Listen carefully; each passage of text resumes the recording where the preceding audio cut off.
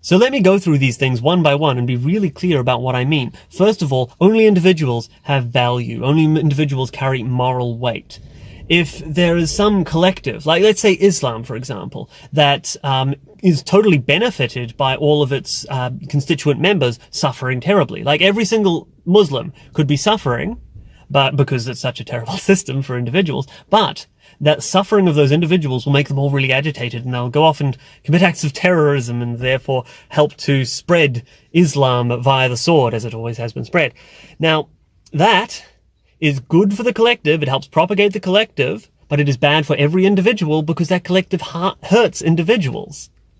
So that is a situation where a Muslim may very well still support Islam if he believes that it causes suffering in all of the individuals involved in Islam, because he believes that Islam itself has some moral weight. I do not. I am an individualist. I think that only individuals can give moral weight to some collective. Now, if that collective does actually benefit the individuals, we might pragmatically say, well, this group or this ideology or this collective or whatever should be propagated because it helps these individuals. Then fine. Yeah, but that's individualism, at least as far as I'm concerned.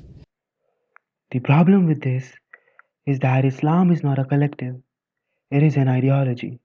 If indeed followers of Islam thought that Islam did not have value, they would not believe in it.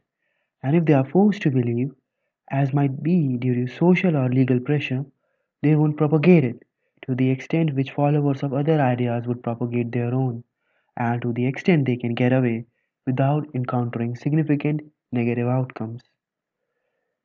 Thus, the Muslim collective gets its justification from the value of Islam as a doctrine, or at least the appearance of its value to them, as the latter is only what can be most definitely said in absence of certainty.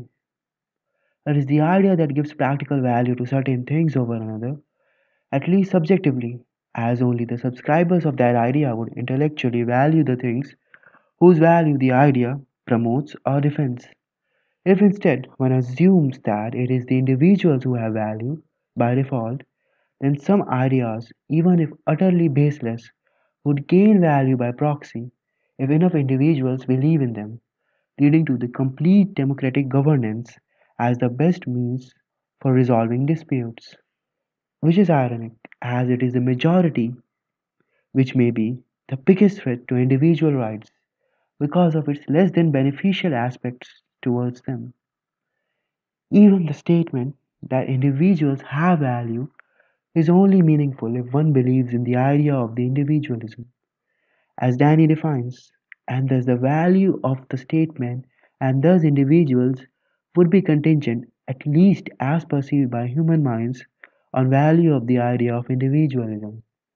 The mere defense of the idea suggests the instinctive realization of its value, and in absence of ideas having values in and of themselves, there will be no way to convince rationally of value of individualism because that would rely on acceptance of value of initial basic axioms and principles, which are ideas.